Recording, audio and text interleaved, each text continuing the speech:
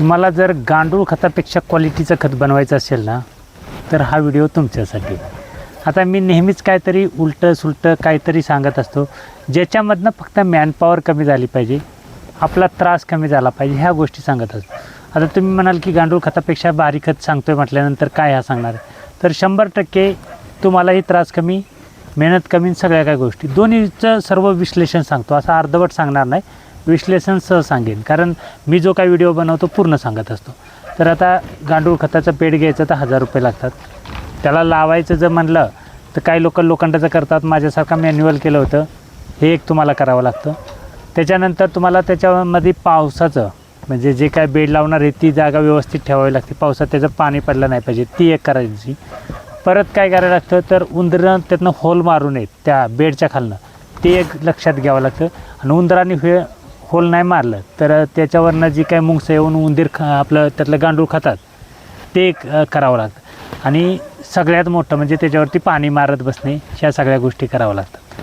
आणि हे सगळं तुम्हाला नको करायचं असेल ना, त्याच्यासारखंच खत करायचं असेल, ह्या ज्या लेंड्या आहेत त्याच्यापासून, तर काय करायचं, ह्या लेंड्यांचं असं जर शेड असेल कोणाचं, माझं असो किंवा कोणाचं असो, ह्याच्यामध्ये जी वरनं लघवी पडते ह्या लेंड्यांमध्ये, ह्या लेंड्या काय करतात, ही लघवीवरची त्याच्यामध्ये शोषून घेतात. आणि ह्या लघवीला म्हणजे किंवा ह्या ज्या लेंड्यांना बारीक जर दळलं तुम्ही, म्हणजे दळायला काय म्हणजे हातानं दळायचं नाही किंवा गिरणीवर न्यायचं नाही, आपल्याकडे जी काही मशीन आहे टुडी मशीन, त्याच्यातच हे दळतं, काही वेगळं करत बसायचं नाही. आणि त्याच्यात दळायचं, तुम्हाला हेच खत पाट पाण्यानं तुम्ही फक्त जे काय पीक कराल त्या पिकाला द्या. आणि त्याच्यानंतर त्याचा रिझल्ट बघा काय होते. गांडूळ खताचं बेड लावलं, पाणी मारणं आहे, चाळायला माणसं करणं आहे, गांडूळ शिफ्ट करायला परत त्रास आहे. पण ह्याच्यामध्ये तसलं काही करायचं नाही, डायरेक्ट एकदाच, म्हणजे मी वर्षातनं एकदा हे खालचं काढतो, पण मी काय करतो त्या मशनीत भरडतो, बारीक पावडर निघते, मग काय करतो पाट पाण्याबरोबर त्याला जे काही पीक केलेलं असतो त्या पिकाला सोडून देतो. त्याचा फायदा पण काय होतात, माझे गेल्या वर्षाचे व्हिडिओ बघा, त्याच्यामध्ये मक्याचा रिझल्ट आहे, तुम्ही कधीही बघू शकता. आणि ह्या वर्षी मी तर नाही, माझं असं झाल्यामुळं मी नाही केलं, पण दानवले साहेबांनी मका केला आहे, सेम कंडिशन.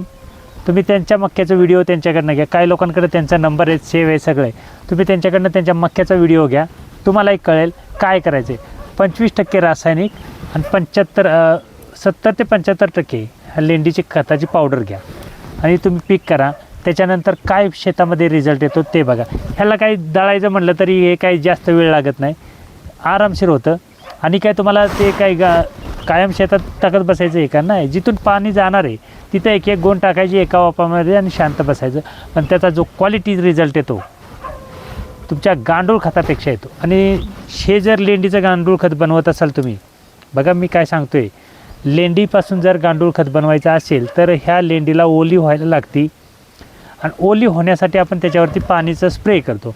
आणि जेव्हा स्प्रे करतो तेव्हा ह्याच्यातनं जे काय अर्क निघतो ना, हे सगळ्यात क्वालिटीचा अर्क असतो. पण त्याला साठवायचं कसं, स्टोअर कसं करणार किंवा शेतामध्ये कसं वापरणार, ह्या सगळ्या गोष्टींचा तामझाम जास्त होतो. त्याच्यापेक्षा काय करायचं, आता ह्या लेंड्या सुकलेल्या आहेत, उन्हाच्या आहेत, कोंबड्या असतील तर कोंबड्या त्याला इसकटून बारीक करतात आणि त्याची एकदम पावडर प्रमाणे होते. आणि ते निघून नुसतं तुम्ही पाट पाण्याबरोबर ते शेताला द्या.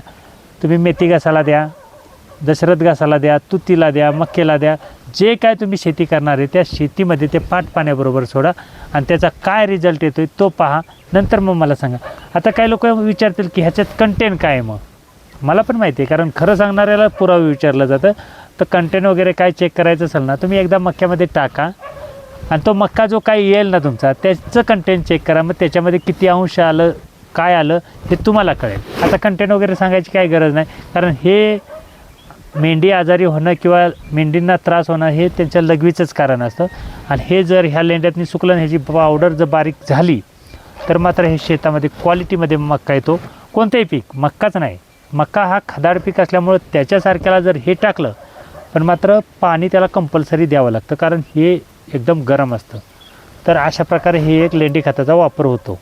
ह्याला मागे ॲमेझॉनवर पण सांगितलेलं ह्याची किंमत काय असते, काय असतं. तर ॲमेझॉनचं वेगळंच आहे, पण तुमच्या शेताला जर क्वालिटी करायचं असेल, म्हणजे क्वालिटी होतंच, पण तुम्ही जर त्याप्रमाणे केलं तर आता काही लोकांकडे टुडी मशीन आहेत, विषय तो नाही. प्रत्येकाचं शेड असं आहे तो एक विषय नाही. आणि ह्याच्या खाली जी काही गवतार वगैरे आहे, आता माझ्याकडे पण मागणी आहे की याची. आता आमच्याकडे स्ट्रॉबेरीवाले जे काय आहेत ते 40 रुपये मागतात. काही लोक एक्सपोर्ट करण्यासाठी ह्याची पावडर मागत आहेत. तर कसं आहे, आता तेवढ्या टेस्ट किंवा तेवढं सर्व करायला माझ्याकडे पण नाही. माझ्याकडे बघितलं तर 500-700 किलो होईल, त्याच्या पलीकडे काय होणार नाही. आणि जर एखाद्याला पाहिजे असेल तर जास्त प्रमाणात लागतं. मग अशावेळी काय करायचं, तर जर काय तुम्ही गांडूळ खत करत असाल तर गांडूळ खत करूच नका, कारण त्याच्यात माणसाचा एक त्रास असतो. एक तर मनुष्यबळ आपल्याला ह्या व्यवसायात कमी पडतं, कारण मनुष्य मिळत नाही कधी झाडू वगैरे मारायचा. पण असं शेड असलं झाडू वगैरे मारावं लागत नाही. पण गांडूळ खत करण्यापेक्षा जर त्याच्यापेक्षा जर क्वालिटी खत होत असेल तर मग ह्याचं कशाला गांडूळ खताचं बेड लावायचं. आणि बेड जर लावलेत तुम्ही, समजा आता मला 50 बेड लावायचं तर 50 बेडला जागा लागतील, ह्या सगळ्या गोष्टी कराव्याच लागतील. आणि परत ह्या सगळ्या गोष्टी करत असताना त्याच्यावरती पाणी वगैरे सर्व त्याचा आर्क जो येतो तो वॉश म्हणजे जमा करा. ह्या सगळ्या गोष्टी जास्त किचकट होतात. मला वैयक्तिक किचकट वाटल्या म्हणून मी तुम्हाला सांगतो आहे. त्याच्यापेक्षा ही लेंडी जी आहे ना ती डायरेक्ट त्या मशनीमध्ये टाकायची आणि त्याची पावडर काढायची. तुमचं कुठलंही शेत असू द्या, असं नाही की हेच पाहिजे तेच पाहिजे, कुठलंही शेत असू द्या, फक्त पाट पाण्याबरोबर जातं. बाकी असं ठिबकमधनं वगैरे जात नाही, कारण ते ठिबकमधनं जाणार नाही. ज्या काही शेताला तुम्ही पाट पाणी देताय ना त्या शेतामध्ये हे टाकून बघा आणि त्याच्यानंतर तुम्ही ठरवा की रिझल्ट काय येतो. कारण मी हे केलं होतं गेल्या वर्षी. माझं मागच्या वर्षाचं जर काय मक्याचा व्हिडिओ पाहिलं तुम्ही तर तुम्हाला कळेल.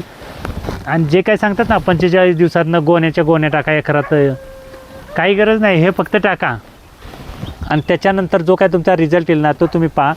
आणि मग तुम्ही ठरवायचं की ह्याचं गांडूळ खत करायचं की ह्याची पावडर करायची की अजून काय. जेवढं मॅनपॉवर कमी होईल, जेवढा तुम्हाला त्रास कमी होईल, असं काय करून जर शेळीपालन किंवा मेंढीपालन होत असेल तर 100% करायला काहीच हरकत नसते. त्याप्रमाणे तुम्ही करा. नाहीतर मी इथे अवताला झोपल्यासारखा झोपून राहील आणि माझी लाईफ काहीच राहणार नाही. मग त्याच्यात आम्ही जगणार काय. आता तुम्ही म्हणाल की लेबर ठेवून आम्ही करू हे सगळं, पण लेबरसुद्धा किती राहतील किंवा लेबरसुद्धा किती दिवस राहतील ह्याचंही तुम्हाला काय माहीत नसणार आहे. कारण आत्ता सध्या सर्वात जास्त म्हणजे शेताकडं कामाला किंवा अशा शेडमध्ये काम करायला मनुष्यबळ मिळत नाही. कारण ते मुंबई किंवा शहरासारख्या ठिकाणी जाऊन काम करतील, पण गावाकडच्या शेतासारख्या ठिकाणी काम करत नाही. मग अशात आपल्याला काय करायचे आहे, तर मॅनपॉवर कमी कशी लागेल, त्रास कमी कसा होईल, ह्या सगळ्या गोष्टीचा विचार करून तुम्हाला शेती किंवा हे जे काही करायचं असेल ते करायचं. आज प्रत्येकाला वाटते की मी करेन, मला चांगलं वाटते, पण विचारपूर्वक करा. सगळ्या गोष्टी सुविधा ज्या काय आहेत त्या म्हणजे चांगल्या सुटेबल होतील अशा पद्धतीनं करा. आणि हे खत जर तुम्ही काही चाऱ्याला किंवा शेताला घालत असाल तर ह्याची क्वालिटी जी असते ना, आता माझं असं असल्यामुळं मी काही ह्यावेळी मका केला नाही, पण ह्याचा जर मका किंवा तुम्ही जर काही करत असाल तर 1 नंबर क्वालिटीमध्ये येतं. मग कशाला गांडूळ खताचं बेड लावा, कशाला पाणी मारत बसान, कशाला ते चाळत बसान, कशाला अर्क गोळा करणार आहे. तर ह्या सगळ्या गोष्टी करायची काही गरज नसते. तुम्ही मॅन्युअल पद्धतीनं करा. नॉर्मल आहे.